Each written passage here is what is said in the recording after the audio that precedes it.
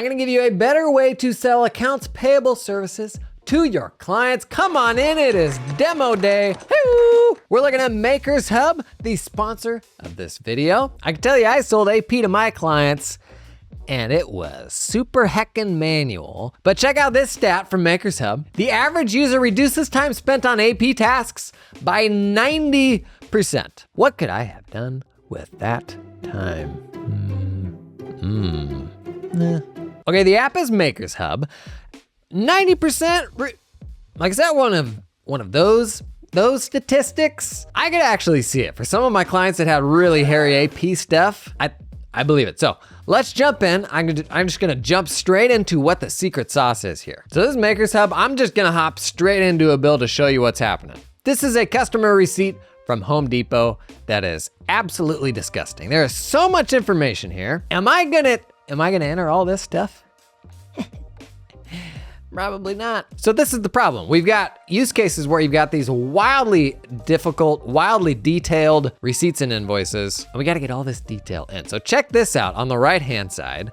This is the stuff that MakersHub has pulled that is going to get synced back to QuickBooks. All of these goodies, the line by line, the descriptions, the unit counts, and how all of those get associated directly back to the accounting file. That is an outrageous amount of data that for many businesses is absolutely mission critical data. They may use this for job costing, estimating, cost plus billing, bill jobbing, even costimating. But as I told my plastic surgeon, sometimes the details matter, like they really matter. Now, when you first connect your QuickBooks account to MakersHub, it is gonna pull in your customers, your jobs, your vendors, your chart of accounts, and your items, so that then when you review the bill inside of MakersHub, you're gonna make all those associations in a way that will push back nicely to the accounting file. So it pulls in all the existing ones, but you can also create new ones on the fly. Now, there is some super wild custom logic stuff you can do with this. Stick around in the end, I'm gonna show that to you last because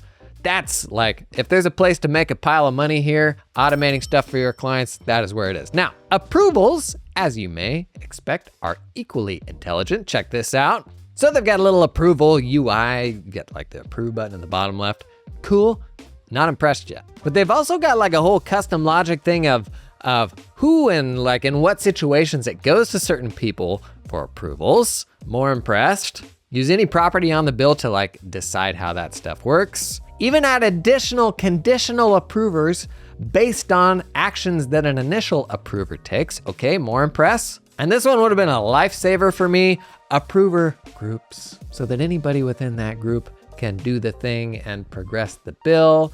So when Jim is on the beach and he's not gonna do that thing, I can leave at noon on Friday instead of 3. Now, on the bill itself, you can still assign an approver. You can drop comments like to your team members. They're gonna get an email notification, and then that email will pull them straight into the bill. Now, once a bill is approved, it gets pushed into QuickBooks. It's got all the goodies that we defined inside of MakersHub, and even a little audit trail here showing how this got pushed in with a link to the original bill if you gotta bounce back to the document. Now, this isn't just for lifting all the goodies off the bill, it's gonna handle all your payments too. So we'll hop over here, we got a payments view, and you know, like the biggest pain point for me, especially a source of friction when I was paying bills for clients, was making the most of discounts. And we always had these situations where they didn't have the cash to pay and they would miss a discount, and then they're like, thanks a lot, we missed the discount. And I'm like, make more money, bro. And we would schedule all this stuff ahead of time and you make you'd be fine. But then you end up having to like change the amount of the invoice because you didn't get the discount anymore. And it was just like a big source of frustration. Check this out. This has like actually really intelligent handling of how discounts work and will auto apply the correct discount based on the scheduled payment date. Yeah, buddy, I don't have to hop in and like keep changing it back and forth. I love that. Check and ACH payments are always processed next day. You got like a full audit trail to be able to see where a payment is at any given point in time. And if you want, you can set it up to send payment notifications to vendors. Now, nerd alert, let's talk automation, the secret sauce, the stuff that I got excited about the most.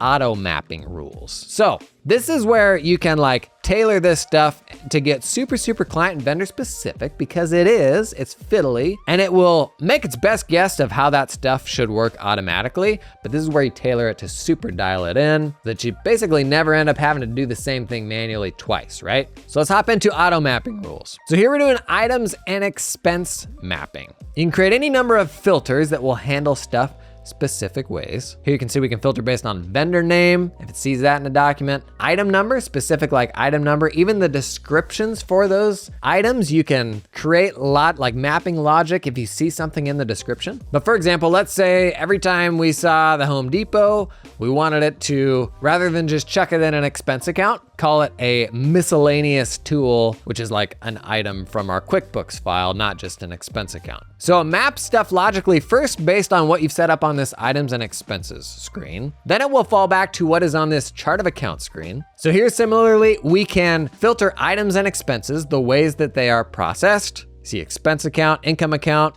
asset account, even sub items. And so if it's not caught in what you set up over on the items and expenses tab, it's gonna be coded according to the logic you set up in chart of accounts here. And then last, if you use class tracking, you can set up even how the classes work. Now, this is the type of stuff I get super excited about automating for my clients, because they come to me with this expectation of how much work goes into this. And this could be several people pumping in time to just what is a very manual task.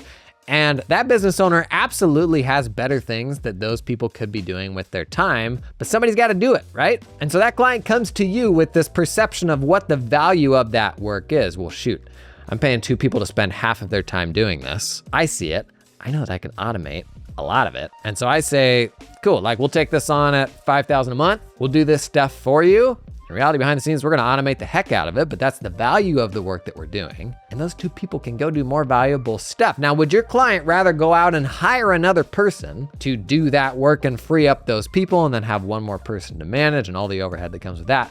Or would they rather hire you, the person they already trust, to take that function over for them? The answer is you. They would way rather hire you. And that is the beauty of finding the right software to automate the stuff your clients are doing manually. Super cool. I will put a link to MakersHub in the video description. Check this one out if you haven't yet. And we've been doing more of these deep dives with some of the most popular tools in the space. Check out this playlist and you just might find something that you fall in love with. Oh, wouldn't that be nice?